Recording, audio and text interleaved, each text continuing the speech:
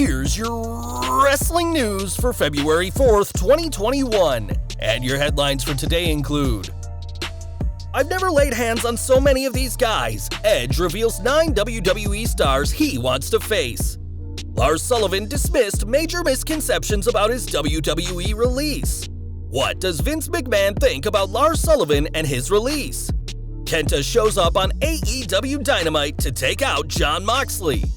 Kenny Omega issues Lights Out Challenge, Kenta reacts. WWE's plan for Rhea Ripley revealed. WWE selling high-dollar Razor Ramon Signature Series Intercontinental title. A 35-year-old lie about Hulk Hogan finally resurfaces. Title match official for AEW Revolution, Shaquille O'Neal match, and more. We're kicking off today with Edge, who will be challenging for a World Championship at WrestleMania 37, but the opportunity to become a 12-time WWE World Champion isn't the only thing on his mind.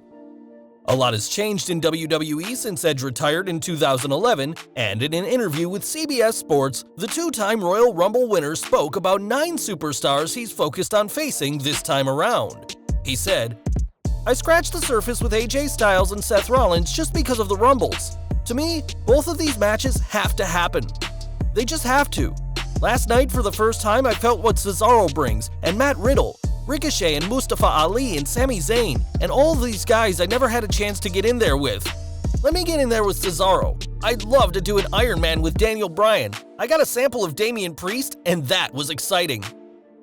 Aside from Bryan, everyone Edge named joined WWE's main roster after he retired in 2011, and since his return, he's been busy with Randy Orton.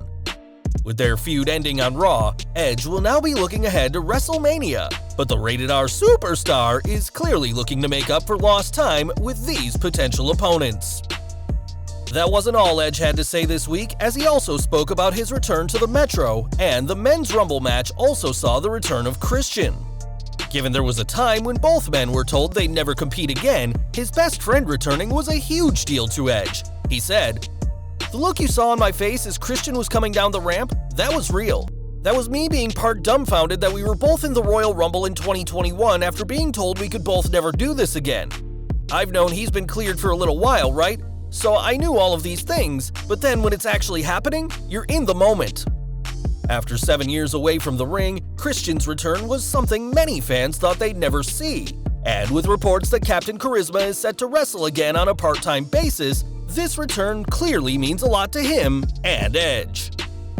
Now, yesterday we reported that Lars Sullivan was quietly released from WWE, and now the ex-superstar has commented on the situation. According to reports, Sullivan was quietly released from WWE last month after no-showing TV tapings, but the Freak doesn't have any bad blood with the company. In a Patreon-exclusive post, Fightful reported that Sullivan has praised WWE for handling him with, quote, "compassion and honesty," and the Freak believes that the reason WWE didn't publicly announce his departure was to help with his mental health issues. Speaking of which, Sullivan admitted that it was his mental health that caused him to miss tapings and be pulled from TV in late 2020, saying he struggled to eat or sleep around SmackDown tapings. Sullivan added that these issues were made worse by the recent death of his father at the time. Addressing some of the controversies that plagued his career, Sullivan said that many of them stemmed from his own selfish behavior.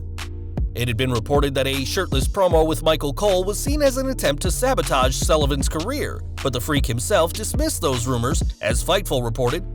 Sullivan himself said he liked doing the promo and saw it as them looking to add more depth to his character. He was given specific instruction to breathe heavy through my nose and the verbiage. Sullivan also added that he's likely done with professional wrestling now that he's no longer with WWE, and hopefully he'll be able to land a role that doesn't cause his mental health issues to flare up. Throughout his brief career in WWE, Sullivan had more than his fair share of controversies, from making racist, sexist, and homophobic comments both before and after signing with the company, to having a past in adult entertainment. That may be why his release hasn't been too surprising to those backstage, as according to a source for Ringside News, no one was surprised by his firing. It's clear that everyone in WWE had given up on any plans for Sullivan to be a big star, and it didn't surprise them when he was released. One of Sullivan's biggest controversies was when fans discovered his past career in adult entertainment, where he worked under the name Mitch Bennett. According to Fightful, these videos, which clashed with the homophobic comments he'd previously made, were what ultimately caused Vince McMahon to give up on the Freak. They reported, "Wrestlers told us there was no way Vince McMahon would look at him the same again after the video released. Sullivan had been a favorite of McMahon's upon his call-up in 2019.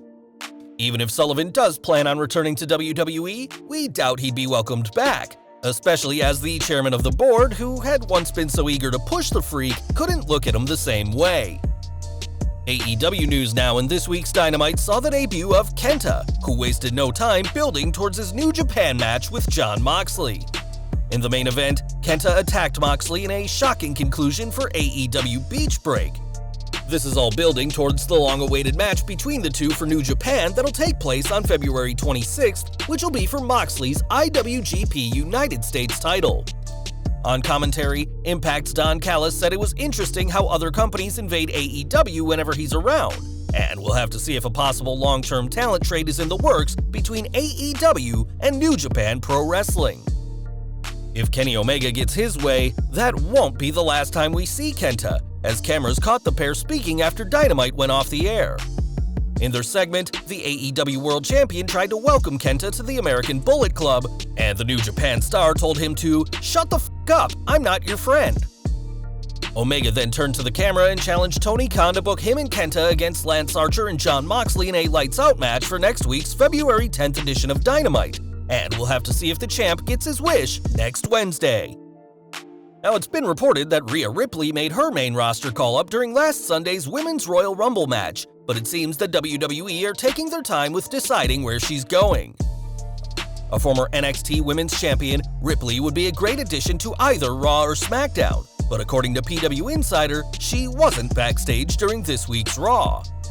That doesn't mean she's going to be a SmackDown superstar though, as the same report noted that she's not booked for this Friday's SmackDown either. Ripley's main roster call-up has already happened, and whilst we're confident she'll be successful on whichever brand she ends up on, WWE aren't going to rush such an important decision. Now, when you think of great Intercontinental champions, one name fans often speak of is Razor Ramon, and now fans can get a title that's oozing machismo. On WWE Shop, fans can now buy a replica of the classic Intercontinental title with a strap designed to be all about the bad guy. At $500, these titles will probably be bought for only the most dedicated fans of Scott Hall, but we're sure there's plenty of fans willing to pay top dollar for a title as cool as this one. One man who knows Scott Hall well is Hulk Hogan, who's had plenty of stories about his legendary career, but not all of them are true. One tale told by the Iron Sheik is that when Hogan left the AWA in 1983 for Vince McMahon's WWF, Vern Gagne offered Sheik $100,000 to shoot on Hogan and injure his leg. During Unscripted, though, Vern Gagne's son Greg dismissed the story, saying, "Sheik made that thing up. A couple of months ago, my brother and he said, 'You gotta watch this thing on YouTube.' I never knew he said it. So when my brother had told me, I said, 'That was never said. Vern never did that.'" In today's money, that $100,000 would be worth over $250,000, but given the fact that the Sheik still has an issue with Hulk Hogan, as seen on his social media accounts, it's entirely possible that he made the whole story up and has kept it going for 35 years. More AEW next, and after a huge beach break edition of Dynamite, the company is keeping their momentum rolling with next week's show. It's been confirmed that AEW TNT champion Darby Allin will defend his title against Joey Janela. Hot off their win in the Tag Team Battle Royal, MJF and Chris Jericho will face The Acclaimed, whilst Cody Rhodes and Lee Johnson will face Peter Avalon and Cesar Bonani. AEW Beach Break was a huge night for the company, and AEW isn't slowing down on the road to their next pay-per-view, Revolution. We mentioned that MJF and Chris Jericho won in the Tag Team Battle Royal, and now their match has been made official for AEW Retribution. It's been confirmed that on March 7th, the pair will face the AEW World Tag Team Champions, the Young Bucks, and time will tell whether the duo can bring more championship gold to the Inner Circle. Speaking of AEW, this week's edition of Dynamite saw a huge announcement, as Shaquille O'Neal's in-ring debut was confirmed. On the March 3rd Dynamite, Shaq and Jade Cargill will team to face Cody Rhodes and Red Velvet, though it's strange that this match isn't happening at AEW Revolution, which will happen just 4 days later. It's possible that this is down to Shaq's contract with Warner Media, and whatever the reason, Shaq is finally getting the wrestling match that he never received when he was working with WWE.